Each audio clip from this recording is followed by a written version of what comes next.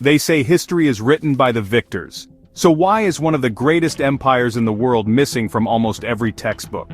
This kingdom minted its own gold coins, traded with the Roman Empire, had skyscraper-like obelisks, and might even hold the Ark of the Covenant, yet barely anyone talks about it. This is the empire that time forgot, and it's not in Europe or Asia, it's in Ethiopia. And what you're about to hear will flip your whole view of history upside down. When people think of ancient empires, they think of Rome, Greece, maybe Egypt. But what if one of the most powerful and influential empires in ancient history wasn't any of those? What if it was an African kingdom with religious roots, mysterious monuments, and the kind of global power that could rival anyone? This isn't fiction, this is the Axumite Empire. It rose out of the highlands of Ethiopia and became a religious powerhouse, a trade hub for the ancient world, and maybe even the final resting place of the most sacred object in the Bible. So how did this mighty empire vanish from the history books, and what secrets are still hiding in its ruins? There's a huge hole in the way history is taught, especially when it comes to Africa. Think about it. We hear endless stories about Julius Caesar, Alexander the Great, Cleopatra, but almost nothing about King Ezana, Queen Gudit, or the Kingdom of Axum.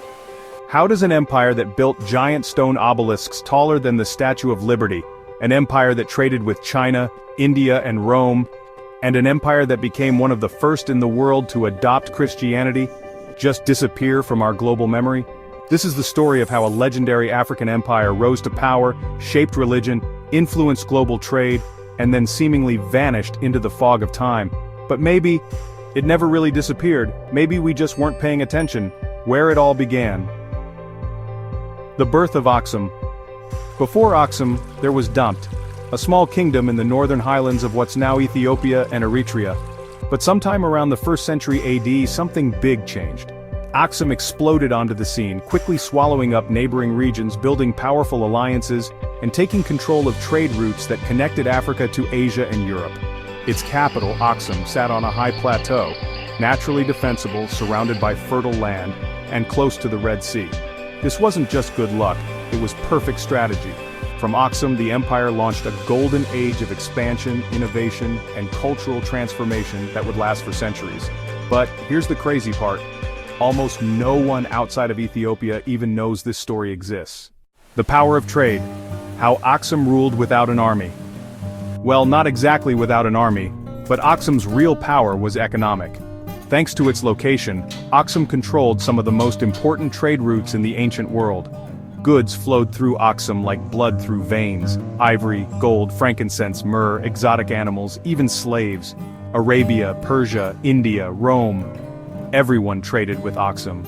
And Axum didn't just participate, they dominated. They were so powerful, they minted their own coins, in gold, silver and bronze, with inscriptions in Greek, the international language of the time. Why Greek? Because Axum wasn't some backwater, they were global players. And the coins weren't just money, they were propaganda. Some showed Axumite kings with crowns and crosses, others showed stars and crescent moons, reflecting the empire's religious evolution over time. The rise of Christianity, a sacred shift. Around the 4th century AD, something massive happened. Axum's most famous king, Ezana, converted to Christianity, making Axum one of the very first Christian nations in the world, right after Armenia. This wasn't just a personal decision, it reshaped the entire culture of the empire. Coins started showing crosses instead of crescent moons. Churches began popping up across the region, and Christianity became deeply woven into Axumite identity. But here's where things get even wilder. Some believe that the Ark of the Covenant, yes, the actual one from the Bible, is hidden in Ethiopia to this day. And it may have been guarded in secret by the Axumite kings and their descendants for centuries. Crazy, right? But multiple traditions, both local and religious, point to Axum as the Ark's final resting place. If you walk through modern-day Axum, you'll find something strange. Giant stone towers, some taller than 70 feet, scattered across the landscape. These monolithic obelisks, or stelae, were carved from a single block of granite. Some weigh over 500 tons, and they weren't just standing stones, they were carved to look like buildings, with fake doors and windows etched into the sides. What were they for? Most historians think they were tombs for Axumite kings and elites, a way to show off power in death, just like the pyramids. But here's the thing. No one knows exactly how they were made or moved. There's no written record, no instructions, no blueprints. Some stelae are still buried, others lie broken. One of them, the obelisk of Axum, was taken by Italian fascists in 1937 during their occupation of Ethiopia. It wasn't returned until 2005. These obelisks stand as silent witnesses to a forgotten past, massive, mysterious, and barely studied. According to Ethiopian tradition, Axum's kings didn't just rule with military force, they ruled with divine right. Ethiopian legends trace their rulers back to none other than King Solomon and the Queen of Sheba. Yeah, that Queen of Sheba. The story goes that she traveled to Jerusalem, met Solomon, and had a child, Menelik I. That child supposedly returned to Ethiopia carrying with him the Ark of the Covenant. Is it true? We can't say for sure, but the Kebra Nagast, a 14th century Ethiopian text, swears by it. And for many Ethiopians it's not a myth, it's history. This story gave Axum's kings religious legitimacy, and later helped fuel the rise of the Solomonic dynasty, which ruled Ethiopia for centuries, all the way up to Haile Selassie in the 20th century. So how does an empire this powerful just vanish? Historians believe several things happened, all at once. First, climate change. Evidence shows that the Ethiopian highlands suffered from environmental degradation and desertification, making it harder to grow food. Then, trade routes shifted. As Islamic powers rose in the Middle East and took over the Red Sea, Axum was cut off from global trade. And finally, internal collapse. With its economy failing, cities shrinking, and foreign powers rising, Axum slowly lost its grip on the region.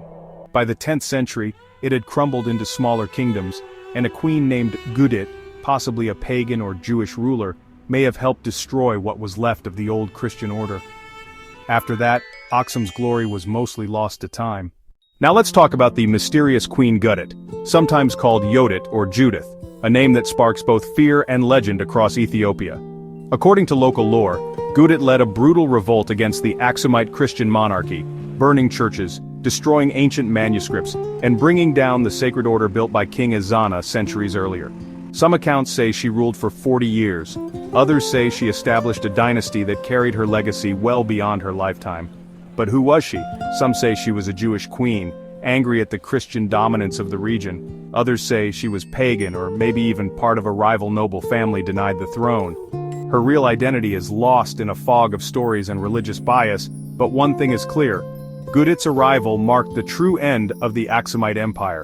Whether she was a liberator or a destroyer depends on who's telling the story. Even after Axum fell, Christianity in Ethiopia didn't die. In fact, it flourished, evolving into the unique and vibrant Ethiopian Orthodox Church we still see today. This branch of Christianity kept ancient Jewish customs like dietary laws and Sabbath observance while also holding fast to the teachings of early Christian fathers. They developed their own liturgical language, Ge'ez composed original religious music, and built churches carved straight into rock, like the incredible stone temples of Lalibela. These churches, dug deep into the earth like reverse pyramids, are considered one of the great wonders of medieval architecture, and yet they're barely known outside of Ethiopia. It's one of the many ways Axum's religious legacy refused to fade. Now let's circle back to the biggest mystery of them all. According to Ethiopian Orthodox tradition, the Ark of the Covenant, the sacred chest holding the 10 Commandments, is hidden in Axum, in a small nondescript church called the Church of Our Lady Mary of Zion. Only one guardian monk is allowed to see it. He lives in isolation. And no outsider, not even the patriarch of the church, is allowed inside.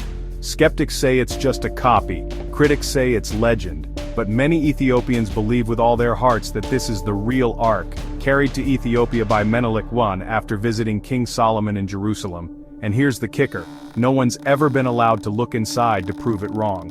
Whether it's true or not, the myth lives on. And in that myth lies the spiritual power of Axum centuries after its fall. The Axumite Empire is a textbook case of how global history forgets non-Western powers. It was advanced, it was deeply religious, it was connected to global trade,